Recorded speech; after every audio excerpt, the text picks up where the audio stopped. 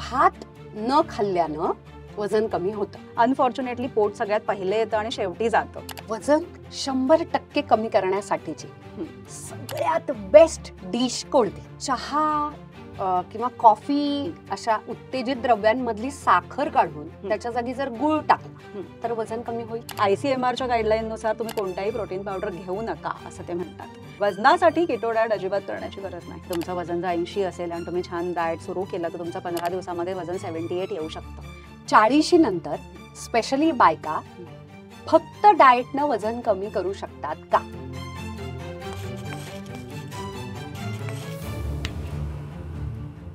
Diet हा पाळण्यापेक्षा बोलण्याचाच विषय जास्त झालाय. बरं, या ज्या चर्चा असतात त्या सुकीर्तजी सारख्या चॅनलवरती बघत बघत फिरत फिरत दौरे करत करत किंवा घरामध्ये पिझ्झा पार्टी करत करत काय करावं बुवा डाएटसाठी अशा म्हणून रंगल्या जातात. हरकत काहीच नाही. तुमचं आणि आमचं खाण्यावरती प्रेम आहे, पण जेव्हा वजन कमी करण्याची वेळ येते तेव्हा मात्र डाएट हा शब्द बोचायला लागतो. अशा वेळेला हेल्दी पद्धतीनं डाएट स्वतःसाठीचा प्लॅन म्हणजे नक्की काय, याच्याविषयीच्या चर्चा अगदी विस्तृत गप्पा भरपूर झाल्या, पण तुमच्या आणि माझ्या प्रश्नांची उत्तर कोणी देत नाही. बाई, थेट मुद्द्यावरती या असं म्हणण्याची वेळ आलेली आहे. आणि त्याचसाठी ज्ञानदा चितळे पुसाळकर, ज्या 19 वर्ष झालं प्रोफेशनल डायटिशियन आहेत, ज्यांनी अथांग माझ्या पोटात असताना म्हणजे प्रेग्नन्सीमध्ये कमाल डाएट प्लॅन लिहून दिला. प्रेग्नन्सी नंतरच्या ज्या सगळ्या वेट लॉसच्या जर्नीसाठी सुद्धा मला जो डाएट प्लॅन लिहून दिला, त्या माझ्या स्वतःच्या पर्सनल ज्या डायटिशियन आहे त्यांना मी इथे उचलून आणलेला आहे डायरेक्ट. आणि आता त्यांना आपले थेट प्रश्न आपण विचारणार आहोत. Welcome to the show. Thank you so much Urmila. Thanks. चूक की बरोबर? फक्त डाएटनं वेट लॉस होतो? ऍब्सोल्युटली होतो. दिवसभर झोपून राहिलं, व्यायाम नाही केला तरी होतो. गरम पाणी प्यायल्यानं दररोज वेट लॉस होतो? नाही. भात न खाल्ल्यानं वजन कमी होतं? Partly yes, not completely. Green tea प्यायल्यामुळे वजन कमी होतं? अजिबात नाही. जेवणात फक्त प्रोटीन ठेवलं, सगळे कार्ब्स बंद केले की वजन कमी होतं? नॉट रिअली, पण डेफिशियन्सीज नक्की होतात. जेवणाच्या त्या वेळा पाळल्या की वजन कमी होतं? हो येस, नक्की होतं, कारण तुमचे सगळे हॉर्मोन्स शांत राहतात. स्ट्रेस कमी झाला की वजन कमी होतं? हो येस, हे पण खरं आहे. स्ट्रेसमुळे वजन वाढतं. स्ट्रेस कमी असेल तर नक्की वजन कमी व्हायला मदत होते. डाएटमुळे तात्पुरतं वजन कमी होतं आणि पुन्हा वाढतं? असं क्रॅश डाएटनी किंवा फॅट डाएटनी होतं, बॅलन्स डाएटनी नाही. खूप जास्त पाणी प्यायल्यानं वजन कमी होतं? नाही, अजिबात नाही. आता एका वाक्यात उत्तरे द्या. दिवसाला किती कॅलरीज खाल्ल्यानं वजन कमी होतं? तुमचं डाएट कॅलरी डेफिसिट असेल ना तर वजन कमी होतं. आता कॅलरी इंटेक एखाद्या व्यक्तीचा कसा असावा, हे ती व्यक्ती मेल आहे, फिमेल आहे, तिचं एज काय आहे, तिची फिजिकल ऍक्टिव्हिटी काय आहे ह्याच्यावर डिपेंड करतं. पण कॅलरी डेफिसिट डाएट असेल तरच त्याने वजन कमी होतं. नक्की कोणता व्यायाम केल्यानं वजन कमी होतं? कार्डिओ की वेट ट्रेनिंग? आता वेट ट्रेनिंगचं कसं आहे ना, वेट ट्रेनिंग मध्ये मसल ब्रेकडाऊन होतं आणि मसल रिपेअर होतं. या प्रोसेसमध्ये बॉडीला खूप एनर्जी घालवावी लागते, त्याच्यामुळे त्यांनी वजन कमी व्हायला मदत होते. पण हा जरा लॉंग ड्रॉन इफेक्ट असतो, वेरॅज कार्डिओनी जरा क्विकली वजन कमी होताना दिसतो. तेल आणि तूप ह्या 2 गोष्टी बंद केल्यानं वजन कमी होतं? नाही. तेल आणि तूप बंद केल्याने तुमचे ADEK विटॅमिन मात्र तुम्ही लूज करता, त्याच्यामुळे तेल आणि तूप इन मॉडरेशन हे असायलाच हवं. वजन 100% कमी करण्यासाठीची सगळ्यात बेस्ट डिश कोणती? सॅलेड. भरपूर सॅलेड म्हणजे फायबरचा राईट अमाऊंट मध्ये इंटेक. 40 नंतर स्पेशली बायका फक्त डाएटनं वजन कमी करू शकतात का? हो, 40 नंतर काय, 60 नंतर सुद्धा फक्त डाएटने वजन कमी करता येतं. वेट लॉसचा, वजन कमी करण्याचा कुठला फॉर्म्युला आहे का? बॅलन्स डाएट आणि calorie deficit diet, this is the right formula to lose weight. जेवणाच्या योग्य वेळा कोणत्या? आता हे तुमच्या ऑफिस टायमिंग नुसार, तुमची जी काही पद्धती आहेत घरच्या तुमच्या, त्याच्यानुसार डिपेंड करतं खरं तर. सो हे टेलर मेडच असावं. पण माझ्या पेशंट्सना तरी मी दिवसातनं 3 मेजर मील्स देत असते. ब्रेकफास्ट, लंच, डिनर आणि त्याच्यामध्ये 2 स्नॅकिंग मील्स असतात, म्हणजे एक 11 वाजता आणि एक 5 वाजता. So in my opinion 5 meals तुम्ही दिवसभरात घ्यायला पाहिजेत. रात्री जागलं की भूक लागते, हो, त्याला काय करायचं? रात्री जागू म्हणजे तुमचं जेवण डिनर जर का छान असेल, त्याच्यामध्ये कार्ब्स पण आहेत, प्रोटीन्स पण आहेत, चांगले फॅट्स पण आहेत, तर इतकी भूक लागत नाही खरं तर. पण तुम्ही नुसतं सूपच पिताय किंवा नुसतं तुम्ही सॅलडच खाताय असं केलं तर रात्री भूक लागते. मग अशा वेळेला तुम्ही हँडफुल ऑफ चणे खाऊ शकता किंवा ड्रायफ्रुट्स खाऊ शकता, किंवा तुम्ही मूग उकडवून त्याचा चाट बनवून खाऊ शकता किंवा एखादं फळ खाऊ शकता. इंटरमिटंट फास्टिंगनं हम्म. खरंच उपयोग होतो? इंटरमिटंट फास्टिंगनं किंवा कुठच्याही पद्धतीनं इनिशियली फरक पडतो. पण तुम्ही त्याला किती कंप्लायन्स देऊ शकता, हे तुमचं रेग्युलर रुटीन आहे का, आणि ते नसेल तर मात्र हे रुटीन ब्रेक झाल्यावर वजन परत वाढतं. ऍक्च्युली इंटरमिटंट फास्टिंगमध्ये कसं आहे ना उर्मिला, की इन्शुलिन दोनदाच सिक्रेट व्हावं म्हणून तुम्ही दोनदाच खा वगैरे असा त्याचा जरी बेस असला तरी तुमच्या आवडीच्या गोष्टी तुम्हाला आठवल्या किंवा दिसल्या तरी पण इन्शुलिन सिक्रेट होतं. हो. मग ते कसं कंट्रोलमध्ये ठेवणार? पुरुषांच्या आणि स्त्रियांच्या डाएटमध्ये काही फरक असतो? असतो तसा, कारण पुरुषांमध्ये थोडे जास्त मसल्स असतात स्त्रियांपेक्षा, आणि बायकांमध्ये मेमरी ग्लँड्समुळे थोडे जास्त फॅट्स असतात. त्यामुळे ओव्हरऑलच डाएट प्लॅन करताना कॅलरी वाईज आणि फॅट वाईज, प्रोटीन वाईज थोडा थोडा डिफरन्स असतोच. मग डाएट प्लॅन करत असताना स्त्री आणि पुरुष मुख्यतः कोणत्या वेगळ्या गोष्टी त्यांनी कन्सिडर करायला पाहिजे? डाएट प्लॅन करताना बायकांसाठी त्यांच्या ज्या 3 मेजर फेजेस आहेत, म्हणजे प्युबर्टी आहे, प्रेग्नन्सी, लॅक्टेशन आहे, मेनोपॉज आहे, या फेजेसमध्ये बाईला छान आयर्न मिळतंय ना, फॉलिक ऍसिड मिळतंय ना, कॅल्शियम मिळतंय ना, मॅग्नेशियम मिळतंय ना, किंवा जी मेनोपॉजमध्ये बाई आहे तिला फायटो इस्ट्रोजन्स मिळतायत ना, ह्याच्याकडे जास्त लक्ष द्यावं लागतं. वेरॅज मेलसाठी ओव्हरऑल मसल मास टिकवून ठेवण्यासाठी छान क्वालिटीचे आणि सगळे इसेन्शियल अमायनो ऍसिड असलेले प्रोटीन्स मिळत आहेत ना, हे बघायला पाहिजे. आपण डाएट करायला लागलो म्हणजे नेहमीच न खाता काहीतरी वेगळा खाण्याचा प्लॅन आहे बुवा, बरोबर. तर ब्लोटिंग आणि कॉन्स्टिपेशन होतं का? क्रॅश डाएटनी किंवा अशा काही विचित्र पद्धती अवलंबल्या तर असं होऊ शकतं. म्हणजे मी फक्त सॅलडच खातोय दिवसभर आणि एवढे फायबर बॉडीला पचवताच येत नाही, त्याच्याने ब्लोटिंग होऊ शकतं. पण बॅलन्स डाएटनी अजिबात ब्लोटिंग होत नाही, इनफॅक्ट ब्लोटिंग कमी होतं. पण मग स्पेशल डाएट प्लॅन असेल हा तर काही वेगळे आजार होतात? नाही, म्हणजे तुम्ही छान तुमचं डाएट टेलर मेड आणि बॅलन्स्ड असेल तर आजार नाही होत, पण क्रॅश डाएटमुळे डेफिशियन्सीज होऊ शकतात. फायबर, कार्ब्स, प्रोटीन, व्हायटमिन्स या सगळ्यामधलं सगळ्यात जास्त काय जेवणात असायला हवं? सगळंच पाहिजे, सगळंच इन बॅलन्स्ड फॉर्म पाहिजे, त्यालाच बॅलन्स्ड डाएट म्हणतात. म्हणजे गुड क्वालिटी फॅट्स पासून ते अगदी मायक्रो न्यूट्रिएंट्स पर्यंत सगळंच पाहिजे, म्हणून डाएट हे टेलर मेडच पाहिजे. चहा किंवा कॉफी अशा उत्तेजित द्रव्यांमधली साखर काढून त्याच्या जागी जर गुळ टाकला तर वजन कमी होईल? नाही ग, गुळ, साखर, मध सगळं तुम्हाला सेमच कॅलरीज देणार आहे. आपले आवडीचे पदार्थ टाळले सतत आणि मन मारलं आणि मग डाएट केला तर मग जास्त वजन कमी होतं? नाही ग, उलट असं ते क्रेविंग्स इतके पाईलअप होतात की मग एक दिवस जाऊन आपण डबल क्वांटिटीमध्ये त्या गोष्टी खातो. त्याच्यामुळे तुम्हाला काय आवडतं ते तुम्ही मॉडरेशन मध्ये प्लॅन करून खाऊ शकता डेफिनेटली, वजन कमी करताना सुद्धा. आता हा जो वेट लॉस प्रकार आहे, वजन कमी करणे, या संपूर्ण प्रवासामध्ये आयुर्वेद काय म्हणतं? आयुर्वेद आपल्याकडे एक फारच जुनी पारंपरिक पद्धत आहे आणि बऱ्याच गोष्टी आयुर्वेद सांगतं वजन कमी करताना. त्याच्यामधला सगळ्यात महत्त्वाचं मला असं वाटतं की मेथी वॉटर. आयुर्वेदानुसार मेथीचे खूपच छान गुणधर्म आहेत आणि अतिरेक नाही, पण 4-5 मेथीचे दाणे तुम्ही रात्रभर पाण्यात भिजवून ठेवून सकाळी जर चावून खाल्ले तर त्यांनी बीपी, शुगर, कोलेस्ट्रॉल सगळं चेकमध्ये राहतं, तुमचे केस छान राहतात, बॅकबोनला छान सपोर्ट मिळतं आणि हे सगळे इम्प्लिमेंट करू शकतात घरी. जेवण कमी करून फक्त सप्लिमेंट्स खाल्ले, कमी करून, टाळून नव्हे, तर लवकर वजन कमी होतं?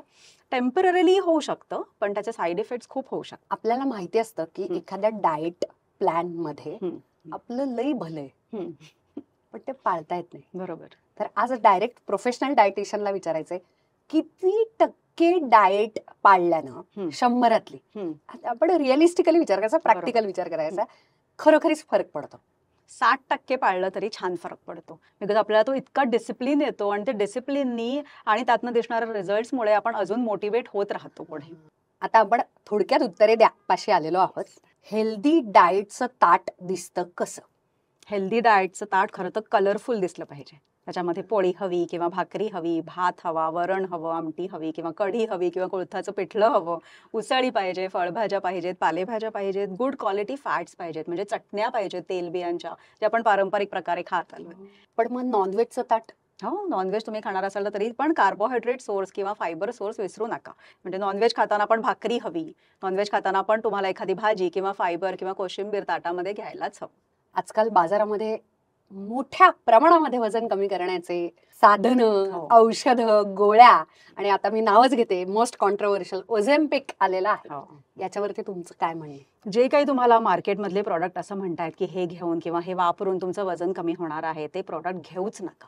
तुमचं वजन कमी करण्यासाठी तुम्हाला कोणत्याही अशा गोष्टी घरी आणण्याची गरज नाही आहे ज्या तुमच्यासाठी फॉरेन आहेत. तुम्ही तुमचा कॅलरी काउंट मॅनेज करून घरच्या घरी घरचं खाऊन वजन नक्की कमी करू शकता. अतिशय बिझी लोक असतात, त्यांच्याकडे सतत माझ्यासारखे त्यांच्याकडे सतत एक जेन्युअन याच्या नावाखाली एक कारण तयार असतं की आम्ही बिझी आहोत. राईट. आमच्यासाठीचा परफेक्ट डाएट प्लॅन कोणता? बिझी लोकांनी ना थोडंसं मेन्यू प्लॅन किंवा मेन्यू प्रिपरेशन्स आधीच करून ठेवायला हवे. म्हणजे तुम्हाला वीकेंडला वेळ असतो ना, मग तुम्ही जाऊन सगळी फळं किंवा सॅलेड्स किंवा भाज्या हे आणून फ्रीज भरा आणि इडलीचं बॅटर करून ठेवा, अंडी आणून ठेवा घरी, किंवा काही पराठ्यांचं बॅटर करून तुम्ही फ्रीजमध्ये ठेवा, डोशाचं बॅटर करून ठेवा. म्हणजे 2-3 दिवस तुम्ही ते इझिली वापरू शकाल. स्पेशली जे व्हीगन आहेत त्यांनी कसं डाएट करायचं वेट लॉस साठीचं स्पेशली? व्हीगननी पर्टिक्युलरली त्यांच्या खाण्यामध्ये गुड क्वालिटी प्रोटीन जात आहेत ना हे बघायला हवं. There are so many other sources also. तुम्ही टोफू घेऊ शकता, तुम्ही स्प्राउट्स खाऊ शकता, उकडलेली कडधान्य, डाळी, ड्रायफ्रुट्स खाऊ शकता. सो बाकी सोर्सेस बरेच आहेत, पण प्रोबायोटिक्स त्यांच्या पोटात जात नाही, कारण व्हीगन म्हणजे दही ताक सुद्धा बंद करतात. सो इन माय ओपिनियन तुम्ही व्हीगन असाल तरी थोडंसं दही मात्र रोज खात जा. अशी कोणती एक चूक आहे जे तुम्ही आता त्याच्यातले एक्सपर्ट आहात, डायटिशियन आहात, तुम्ही आयुष्यात कधी करणार नाही? Focusing just on the calories. I will never do that. मी खाते त्या सगळ्यामध्ये न्यूट्रिएंट्स मला मिळत आहेत ना, ह्याच्यावर मी जास्त भर देईन कॅलरीज मोजण्यापेक्षा. आहारामधून प्रोटीन जायला हवं ला प्रो आणि अजिबातच याच्या विरोधी अशी दोन्ही मत आहेत. तर हे खरं आहे का की आपल्याला प्रथिनांची गरज असते? ॲब्सल्युटली असते. प्रथिनांची गरज आपल्या सगळ्यांना असते. अगदी 6 मंथ्सपासून जेव्हा आपण विनिंग सुरू करतो बाळाला, तिथपासनं ते अगदी जेरिएट्रिक न्यूट्रिशनपर्यंत, म्हाताऱ्या माणसांपर्यंत असते. पण साधारणपणे तुला एक एक्झाम्पल म्हणजे 60 किलो वजनाची एखादी व्यक्ती असेल तर तिला साधारण 1 gram per KG of her weight म्हणजे 60 ग्रॅमपर्यंत प्रोटीन हे जायला हवं दिवसभरात. पण ते आपल्या खाण्यातनं डेफिनेटली मिळतं. ICMRच्या गाईडलाईननुसार तुम्ही कोणताही प्रोटीन पावडर घेऊ नका असं ते म्हणतात. त्यामुळे तुमची ही गरज खाण्यातनं तुम्हाला भागवता येते. साधं आपलं जर ताट घेतलं ज्याच्यामध्ये 2 फुलके आहे, 100 ग्रॅम शिजवलेला भात आहे, तुरीचं वरण आहे शिजवलेलं, एक भाजी आहे, कोशिंबीर आहे, चटणी आहे, त्यातनं सुद्धा आपल्याला 12 ते 15 ग्रॅम प्रोटीन मिळत असतात. इसेन्शियल अमायनो ऍसिड्स मिळतात का ह्या सगळ्यातनं व्हेजिटेरियन फूडमधनं असं विचारत असशील तर ज्या काही उसळी, डाळी, स्प्राउट्स आपण खातो त्यातनं बऱ्यापैकी आपल्याला अमायनो ऍसिड्स इसेन्शियल मिळत असतात. प्रिडॉमिनंटली मिथिओनिन किंवा ट्रिप्टोफॅन हे 2 इसेन्शियल अमायनो ऍसिड्स त्यातनं जरा कमी मिळतात. पण ते मॅच करायला आपण जर ताटामध्ये भाकरी खाल्ली नाचणीची तर त्याच्यामधनं आपल्याला ते दोन्ही अमायनो ऍसिड्स भरपूर मिळतात. जर तुमचं ताट जर बॅलन्स्ड असेल तर तुम्हाला सगळे प्रोटीन्स विथ सगळे 9 इसेन्शियल अमायनो ऍसिड्स हे मिळणारच आहे. पुढे जाण्याच्या आधी आपल्याला हे सगळं पाळायचंय आणि खरंच पेटून उठायचंय.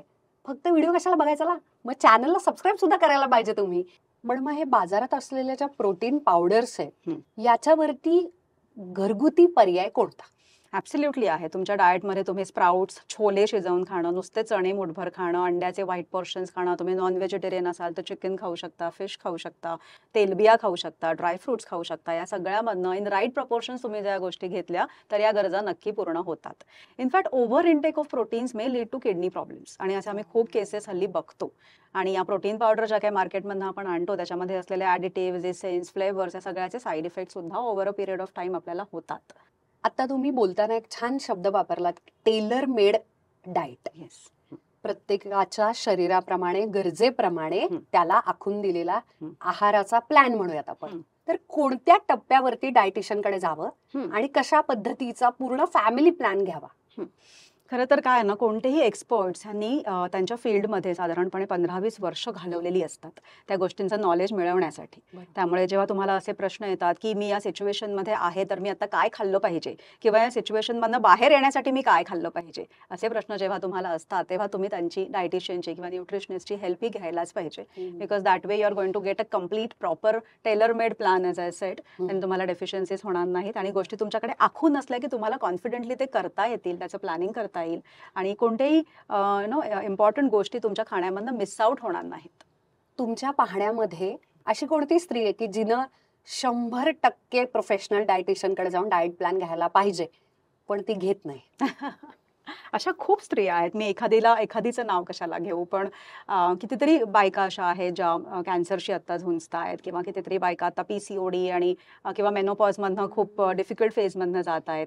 या सगळ्यांना माहिती नसतं की या फेजमध्ये मी नुसत्या खाण्यात बदल केल्याने माझी ही फेज स्मूथ होणार आहे. त्याच्यामुळे अशा लोकांनी जर प्रोफेशनल ॲडवाईस घेतला तर त्यांना यातनं बाहेर पडण्यासाठी नक्की मदत होते. आता एक फारच आवडीचा सध्या त्याला फार काही ट्रेंडिंग नव्हे तो, राईट, पण तो परत परत ट्रेंड मध्ये येतच राहतो, तो बरोबर. म्हणजे कीटो डाएट. बरोबर. याच्याविषयी प्रोफेशनल डायटिशियनचं काय मत आहे?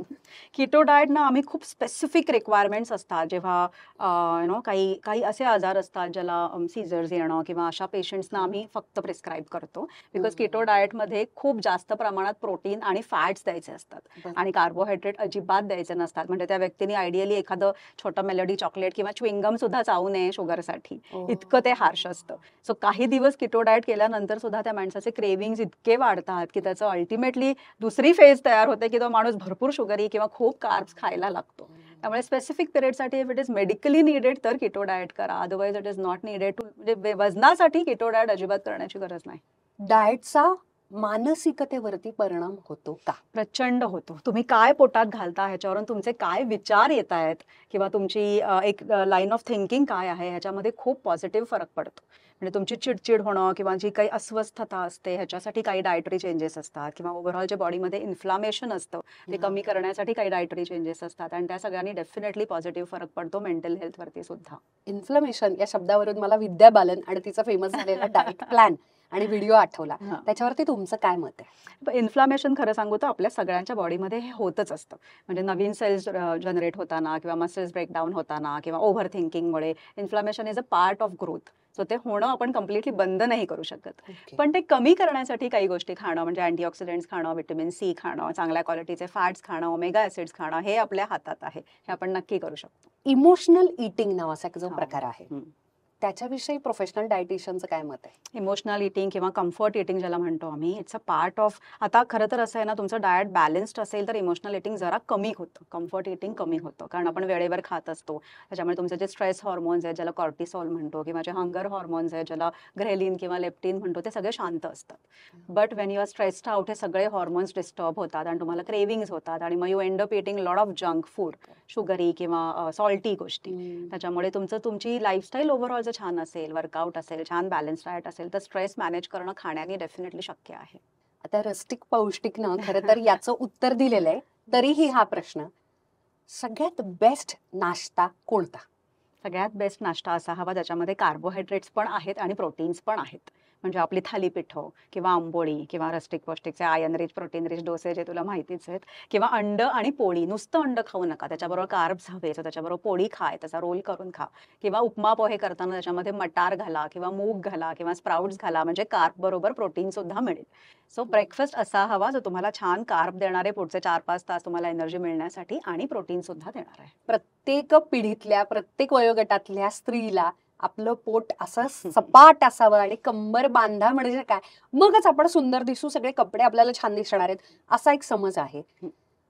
याच्यावरती डायटिशियनचं काय मत आहे? आणि हे मुळात अचीव करता येतं का? सगळ्यांना करता येतं का? आणि सगळ्यांनी करावं का?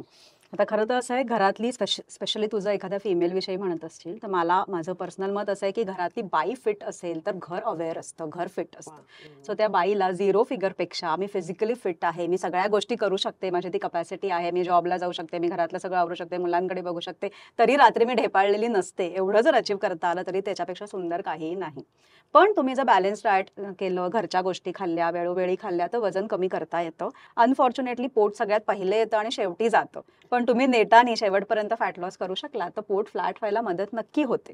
पण ह्याच्यासाठी काही एक्स्ट्रीम डाएट किंवा क्रॅश डाएट, जसं तुम्ही सोशल मीडियावर नटनट्या बघता की कधीतरी त्याचा रोलमध्ये तो खूप जाडा असतो आणि दुसऱ्या मूवीला तो अगदी अर्धा झालेला असतो, त्या काही एक्स्ट्रीम असे उपाय करू नका. बिकॉज या नटनट्यांकडे त्यांची सगळी टीम तैनात असते त्यांना प्रोव्हाइड करायला गोष्टी. तुमच्याकडे तुमची काळजी घ्यायला किंवा घरातल्यांची काळजी घ्यायला तुम्ही सक्षम पाहिजेत.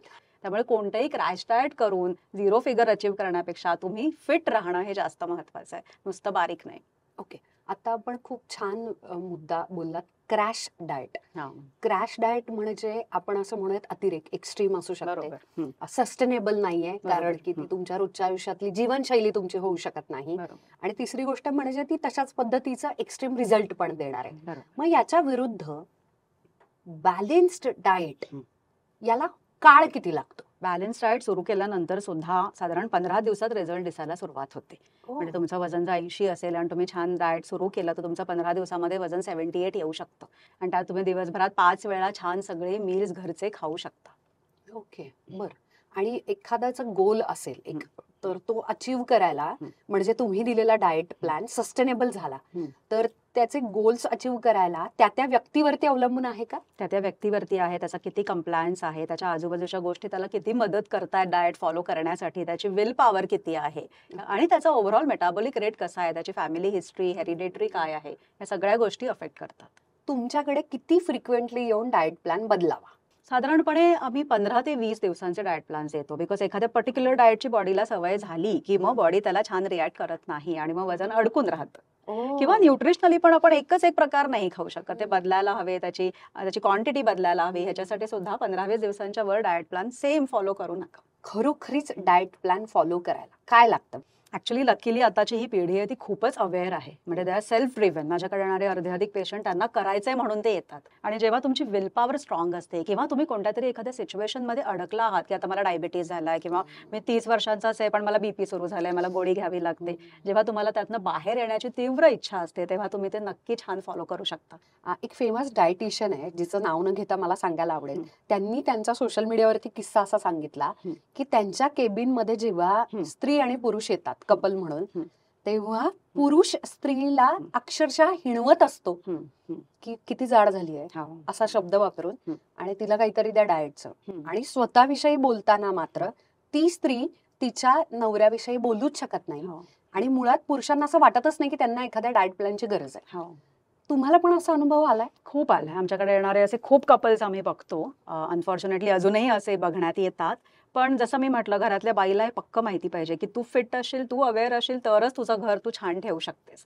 त्याच्यामुळे कितीही तुम्ही हिणवणं आणि काही ऐकायला मिळालं घरच्यांचं तरी तुम्ही तुमचं रेजिमे ठरवून त्याप्रमाणे डाएट प्लॅन फॉलो करून लोकांना उलट हे करून दाखवा की या सगळ्या सिच्युएशन्स माझ्यासाठी प्रतिकूल होत्या तरी सुद्धा मी हे अचीव करू शकले. बऱ्याचदा लोक स्वतः पण एक डाएट प्लॅन आखतात दुर्दैवानं, किंवा प्रोफेशनल हेल्प घेतात आणि छान, खरं तर म्हणजे ते बेस्ट सिच्युएशन आहे.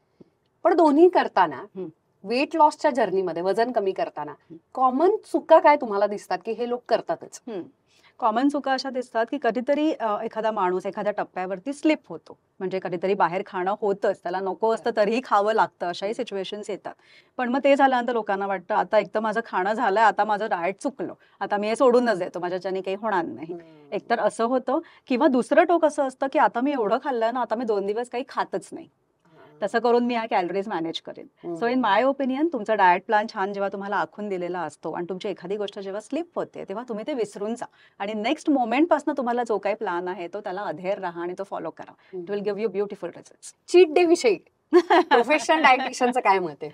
चीट डे बरेचदा रिवॉर्डिंग असतो. म्हणजे कम्प्लिटली चीट डे अवॉइडच केला पाहिजे असं मी नाही म्हणणार. तुम्ही 7 दिवस छान डाएट फॉलो करताय, युअर इन लिमिट्स, आणि एखाद दिवस तुम्हाला वाटलं माझ्या आवडीची गोष्ट आज मला खायची आहे तर तुम्ही डेफिनेटली खा.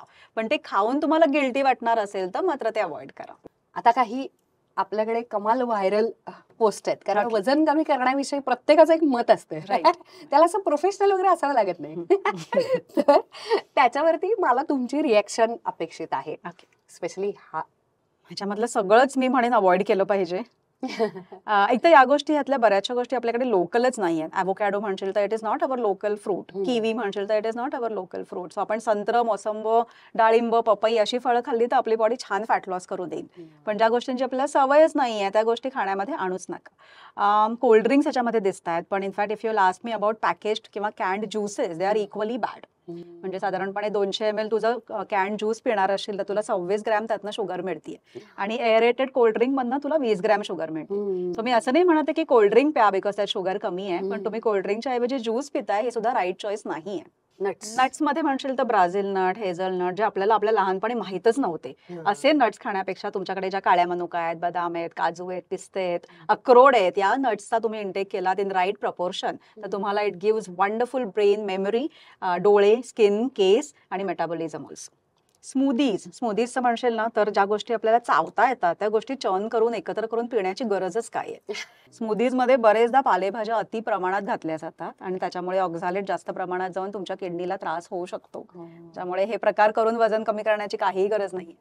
7 days वेट लॉस डाएट असे जे प्लॅन्स असतात ना they are not balanced because त्याच्यामध्ये एकच गोष्ट तुम्ही एक दिवस खाता पूर्ण, मग दुसरी कोणती तरी गोष्ट ऍड होते दुसऱ्या दिवसासाठी, की एक दिवस तुम्ही फक्त एकच फळ खा, दुसऱ्या दिवशी सॅलड फळांचं कॉम्बिनेशन करा. पण ह्यातनं तुम्हाला proteins, iron, calcium, folic acid असा बराच मेजर ग्रुप मिस आउट होतो खाण्यातनं. आणि अशा प्रकारे डाएट करून वजन जरी कमी झालं तरी तुमचं रेग्युलर रुटीन सुरू झाल्यानंतर ते बरंच वाढतं आणि डेफिशियन्सीज होतात त्या परत मॅनेज करण्यासाठी तुम्हाला कित्येक आठवडे त्याच्यात घालवावे लागतात. बाई मुद्द्यावर या आजच्या भागामुळे आता आपण पेटून उठून कमाल खायला सुरू करणार आहोत आणि वजन कमी करणे किंवा हेल्दी राहणे या सगळ्या प्रवासाकडे निघालेलो असतानाच मला तुम्हाला एक रिमाइंडर द्यायचा आहे. दर मंगळवारी कमाल विषयांवरती आपण व्हिडिओज करून येतोय. IVF वरचा एक वेगळा कमाल व्हिडिओ आपण केलेला आहे.